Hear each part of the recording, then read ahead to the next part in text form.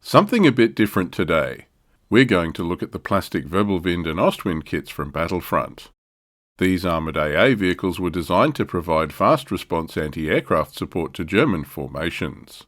Once again, it's thanks to the Restless Kaiser and Modelling for Advantage that I have access to this kit to share with you. Join me for a look.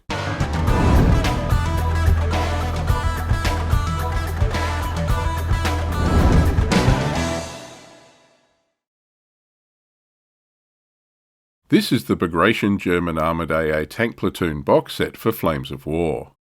This kit can build both the 2cm Wirbelwind or the later 3.7cm Ostwind. These are both anti-aircraft platforms based on the Panzer IV chassis that appeared late in the war. Their release gives German armoured formations some additional short-range AA options. Germany fielded a number of towed anti-aircraft systems early in World War II. These guns were adequate for slower-moving infantry formations, but were unable to keep up with the rapid pace of armoured operations. This prompted the development of several expedient half-track systems with 2cm, 3.7cm and even 8.8cm guns. While these could keep pace with armoured formations, they took time to deploy. This could be an issue when engaging quickly emerging air threats. The proposed solution was a dedicated flak panzer. The Panzer IV chassis was chosen. It was hoped a dedicated Armoured AA platform would keep up with the rapid advances and respond more quickly to sudden air threats.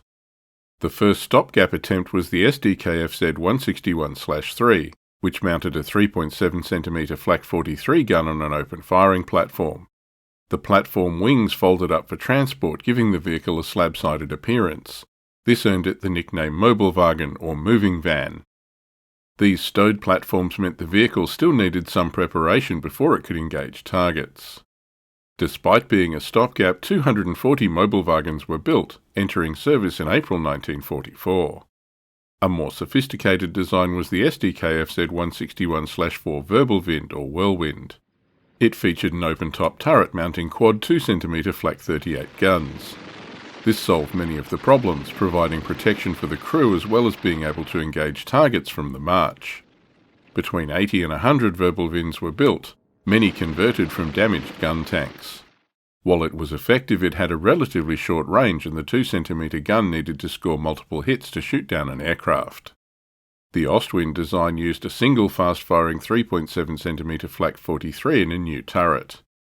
These AA turrets were all open-topped by necessity because of the amount of smoke and fumes produced by the guns firing. Ostwind had improved range over Wirbelwind, and the larger calibre of the 3.7cm round had much more destructive power than the 2cm shells. However, only 44 Ostwinds were produced by the end of the war. If we look at the back of the box, there's two images of completed kits. One is the 4-barrel Wirbelwind, while the other is the single-barrel Ostwind. There's also an exploded assembly diagram. This shows the parts and assembly for both turrets as well as the Panzer IV hull. It looks like there's enough parts to build both turrets. That's nice. The kit includes parts to build 4 vehicles as well as a decal sheet. In keeping with Battlefront's new policy, there are no unit cards supplied. The company's website suggests players need to buy the separate Bagration German unit card pack to get these. Complaining about this in a review isn't going to get Battlefront to reconsider this policy, but it still feels like a cheap shot at gamers. It's not like Battlefront doesn't charge a premium for their products. It would be nice to get the cards, particularly for a support unit like this. You do get one of the new thermoplastic sprues of crew figures. The turrets would look a bit empty without them. All these crews have steel helmets, so not a lot of variety here. Let's look at the plastic. Each tank comes on 2 sprues of mustard yellow plastic. One of these is the standard mid-war Panzer IV dating back to 2017. This gives you all the parts to build a whole Panzer IV gun tank, but for this kit we're using it for the hull and tracks. I'm not going to spend any time on this one. I've reviewed this Panzer IV kit elsewhere. The second sprue is the Specialist AA sprue. It seems to have enough parts to build both the Wirbelwind quad 2cm turret as well as the 3.7cm Ostwind one. That's nice and gives you options out of this single kit. As usual, the parts are well cast and detail is sharply moulded. Some thoughtful engineering means the guns can be elevated if care is taken during assembly. Despite this, parts count is still quite low and assembly looks pretty straightforward. This end of the sprue has the parts for the 3.7cm Ostwind, as well as 2 turret pegs and a pair of stowed road wheels for the hull. Later Panzer IVs moved road wheels from the engine deck to a special metal stowage pannier over the running gear. Here's the turret. Ostwind is on the left. This is a 6-sided, sharply pointed turret. Split into upper and lower pieces, this should assemble easily. The edges are nice and sharp. The other pieces here are the 3.7cm Flak 43 anti-aircraft gun, the gun mount, and what I think is a spent case catcher or deflector. The gun and the deflector glue together through the mounting piece, leaving the gun free to elevate. This peg on the mount fits into a slot on the turret floor. It's only a single mounting point, but this should make it fairly secure. The 3.7cm gun barrel is over scale. This is a general design choice Battlefront have decided for on their plastic kits. I know some people have an issue with it, but it does make the kit stand up to handling, and that's a good thing for a wargaming kit. The other side of the sprue has the parts for the quad 2cm armed Wirbelwind turret. Again, this is fairly simple with just a few parts and good engineering. The 9-sided turret again consists of an upper and lower piece. There's no locating tabs as such to aid alignment, but there's some moulded-on ammunition racks in the fighting compartment that should do the job. Here are the 2cm guns. The left and right pairs of guns are each moulded as a single piece. These sandwich together through the mounting piece here and should still elevate. Again, the gun barrels are over scale. Unfortunately, one of my barrels here was bent during shipping, but my kit has gone a long way from manufacture in Malaysia and then shipping to the UK and eventually here to Australia. The sight piece moulded integral with the gun mount is pretty simplified, but that's to be expected at this scale in a wargaming kit. The last pieces here are the turret front piece with slots for the guns, as well as a couple of panniers for the hull.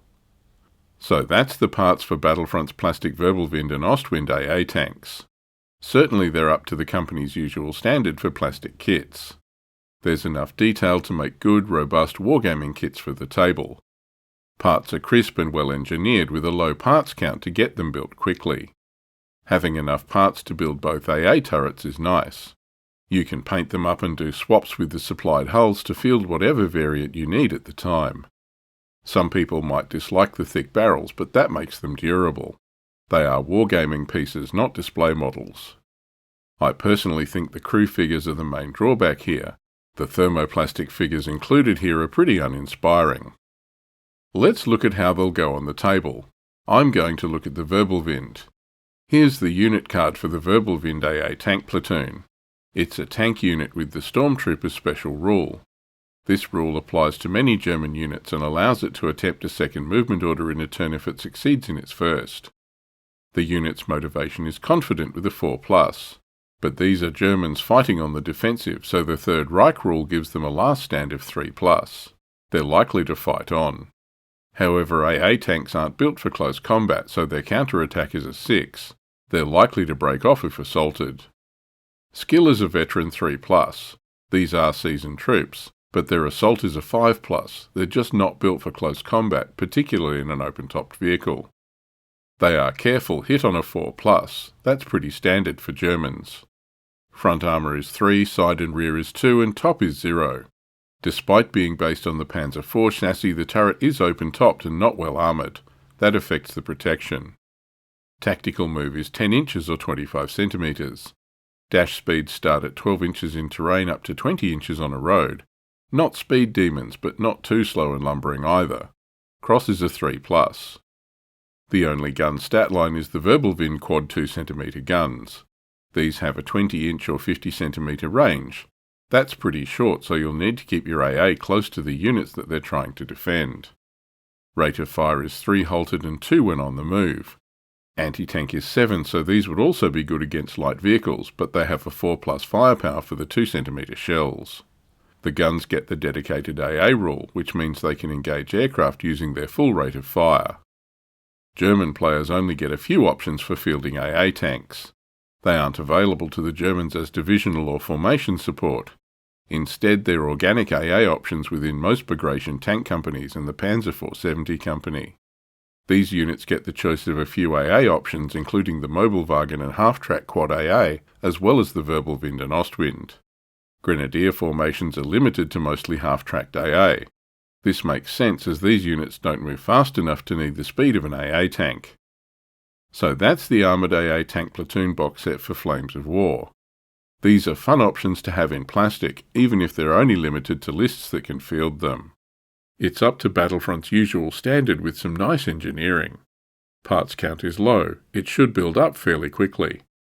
Thanks again to the Restless Kaiser and Modelling for Advantage for kindly supplying this kit for review. Without that channel's generous support, I wouldn't be able to review these kits for you. Check them out for more reviews and battle reports. See you next time!